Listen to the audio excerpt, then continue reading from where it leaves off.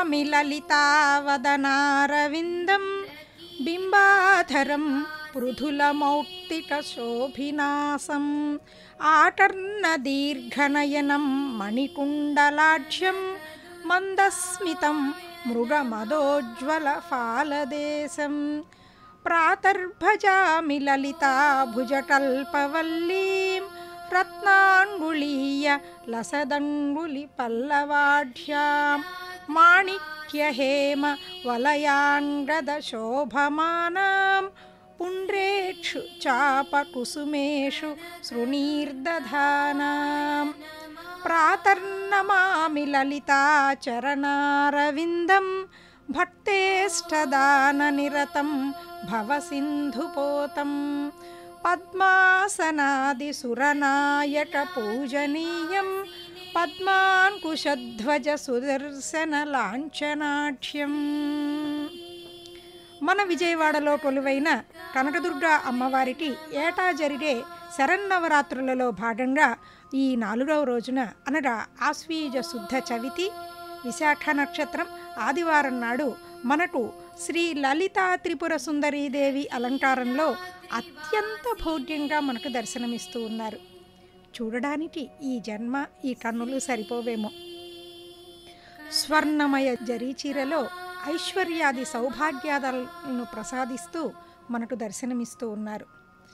కళాత్మిక కళానాథ కావ్యాలాప వినోదిని అని లలితా సహస్రనామంలో కీర్తించినట్లుగా షోడశ కళానిధి అయి షోడశోపచారములతో కొలువై ఉన్న ఆ అమ్మ దర్శనం పూర్వజన్మ సుకృతం. సచామర రమావాణి సవ్య దక్షిణ సేవిత శివా కామేశ్వరాంకస్థ శివా స్వాధీనవల్లభ. లక్ష్మీ సరస్వతులు ఇరువైపులా నిలిచి వింజామరులు వీస్తూ ఉండగా శ్రీచక్ర అధిష్టాన శక్తిగా కొలువు తీరిన తల్లిగా మనకు ఈనాడు దర్శనమిస్తూ ఉన్నారు. బ్రహ్మాది సురసేవితయై సకల దేవతలు కొలువై ఉదయాన మనల్ని కటాక్షించవచ్చిన తల్లి పెద్దమ్మే. అమ్మల కన్నా అమ్మ చాలా పెద్దమ్మ మన విజయవాడ కనకదుర్గ అమ్మ. లలతీతి లలితం అని అమరం. విలాసములో సుకుమారంగా విన్యాసాలను సృష్టి స్థితి లయాదులను గావించు తల్లి. ఆ తల్లికి 64 కళలు ఉపచారాలే. 64 కోట్ల యోగిని గణంతో సేవించబడే నక్షత్ర మండలాలు, పాలపుంతలు, గ్రహ కుండలాలు ఆ అమ్మకు ఆభరణాలు. లకార రూపా లలిత లక్ష్మీవాణి నిషేవితగా పిలువబడే లలితా త్రిపుర సుందరి పై 2 చేతులలో పాశము, అంకుశము, కిరింది 2 చేతులలో చెరకు, బిందు, పంచపుష్ప బాణాలను ధరించి నెలవంకతో కూడిన కిరీటాన్ని ధరించి అదిగో మన అమ్మ మనకు దర్శనమిస్తూ ఉన్నారు. మాణిక్య వీణాముపలాలయంతీం మదాలసాం మంజుల వాగ్విలాసాం మహేంద్ర నీలద్యుతి కోమలాంగీం మాతంగకన్యాం మనసా స్మరామి. చతుర్భుజే చంద్రకళావతంసే కుచోన్నతే కుంకుమరాగశోణే పుండ్రేక్షు పాశాంకుశ పుష్పబాణహస్తే నమస్తే జగదేకమాత. అదిగో ఆ అమ్మ మనకు త్రిపుర సుందరి దేవిగా దర్శనమిస్తూ ఉన్నారు. శ్రీచక్రాధిష్టాన పరాదేవత పంచదశాక్షరీ మంత్ర వినుతే మనోబుద్ధికాయ త్రిపురే దుర్గే ఇచ్ఛాజ్ఞాన క్రియాశక్తి స్వరూపిణి అని చెప్పబడినట్లుగా మనకు త్రిపురాత్మికగా దర్శనమిస్తూ ఉన్నారు. ఆ అమ్మని ఎంత చూచినా తనివి తీరదు. సంస్కృతంలో వ్యాస భగవానుడు రచించినటువంటి భాగవతాన్ని తెలుగులో పోతనామాత్యులు ప్రారంభించారు. ఆ శ్రీరాముని యొక్క అనుగ్రహంతో ఆ లలితాదేవి యొక్క అంతఃస్వరూపం రామునిలో ఎంత లలితంగా దర్శనమిస్తూ ఉంటే ఆ దర్శనాన్ని తాను చేసుకుంటూ భాగవతాన్ని ప్రారంభించారట.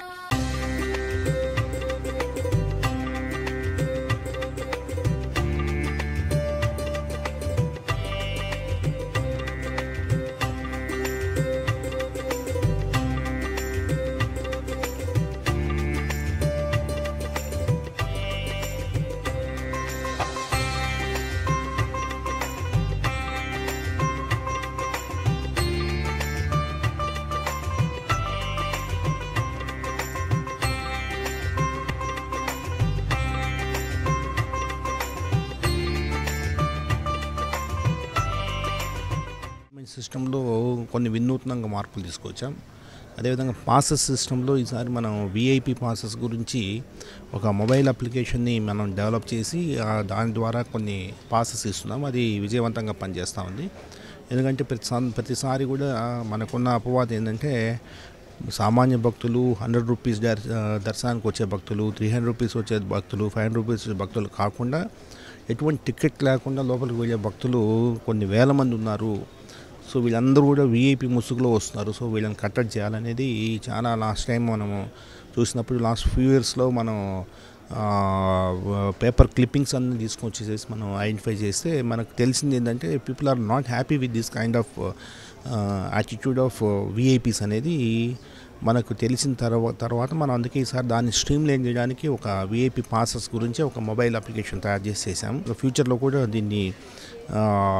దీన్ని స్టెబిలైజ్ చేసి ఈ సిస్టమ్ని ఇలా ముందుకు తీసుకెళ్లాలనేది ఒక ఆలోచన. అది కాకుండా ఈసారి ఈ సెక్టార్స్ మధ్యన ఒక సమన్వయం, అన్ని డిపార్ట్మెంట్స్ మధ్యలో ఒక సమన్వయం తీసుకురావడానికి యూనిఫామ్ సెక్టార్స్, అంటే అన్ని డిపార్ట్మెంట్ కూడా ఒకే సెక్టార్స్ ఉంటాయి. ఆ సెక్టార్లో ఒక ఎండోమెంట్ ఆఫీసరు, ఒక రెవెన్యూ ఆఫీసరు, ఒక పోలీస్ ఆఫీసరు, వీళ్ళు ముగ్గురు కలిసి ఒక కోఆర్డినేట్ చేసుకుంటూ ముందుకెళ్తారు. ఆ విధంగా కొన్ని మనము తీసుకొచ్చాం. తర్వాత డ్రోన్స్ విరివిగా ఉపయోగిస్తున్నాం. మీరు చూడవచ్చు, ఇప్పుడు డ్రోన్లో మనకు లైవ్ వీడియో టూర్ అనేది ఒకటి కంటిన్యూస్గా డ్రోన్స్లో పెట్టి మనకు అనాలిసిస్ చేస్తున్నాం. కొంత టెక్నాలజీని కూడా వాడుతున్నాము. ముఖ్యంగా కౌంట్, ఎంతమంది విఐపీస్ వస్తున్నారు, ఇటువంటి కౌంట్ కూడా మనం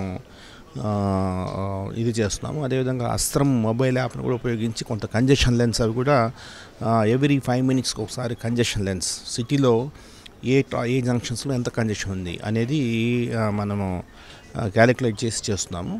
సో ఈ విధంగా కొంత వినూత్నంగా ముందుకు పోతూ విఐపీస్ పైకి వెళ్ళే విఐపీ వెహికల్స్లో కూడా విఐపీస్ అందరూ కూడా దేవాలయం సిబ్బంది ఇచ్చిన వెహికల్స్లోని వెళ్ళేటట్టు కొంత ఎన్ఫోర్స్ చేస్తున్నాం. చాలా మేరకు ఎన్ఫోర్స్ అవుతుంది. ఈ ఫస్ట్ రోజు మనకు వచ్చిన ఫీడ్బ్యాక్ అని బేస్ చేసుకునేసి ఈ ఇంటర్వెన్షన్స్లో కొన్ని మోడిఫికేషన్స్ చేసి ఇంకా ముందుకు తీసుకెళ్తాం.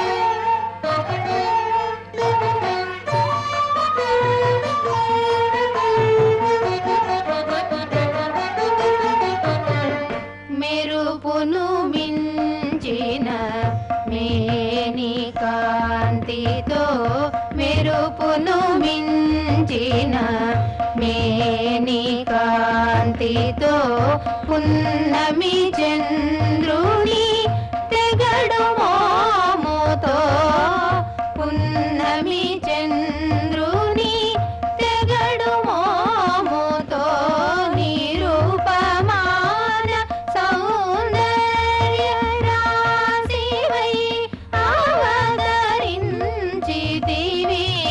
అమరుల బ్రోవగ నిరూపమాన సౌందర్య రాశివై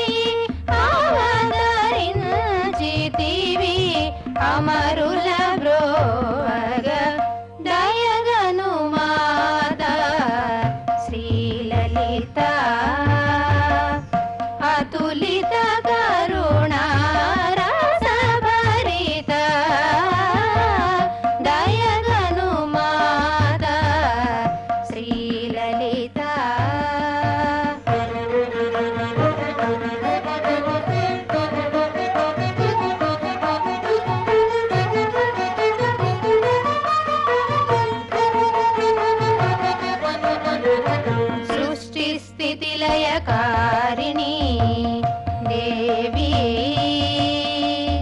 అఖిలాండేశ్వరి త్రిపుర సుందరి దేవి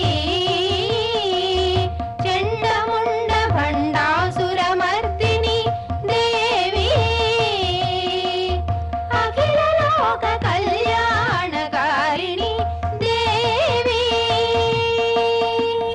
దయగను మాత శ్రీలలిత అతులిత కరుణారసభరిత దయగను మాత శ్రీలలిత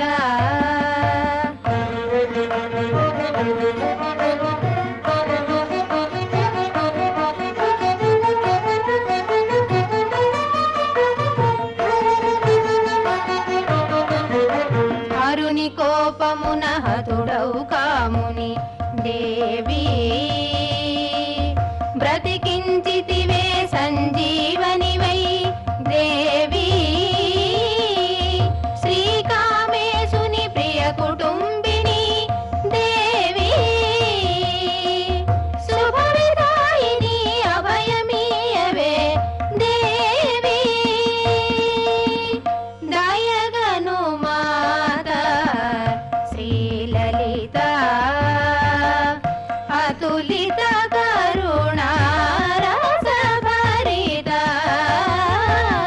దయగను మాత శ్రీలలిత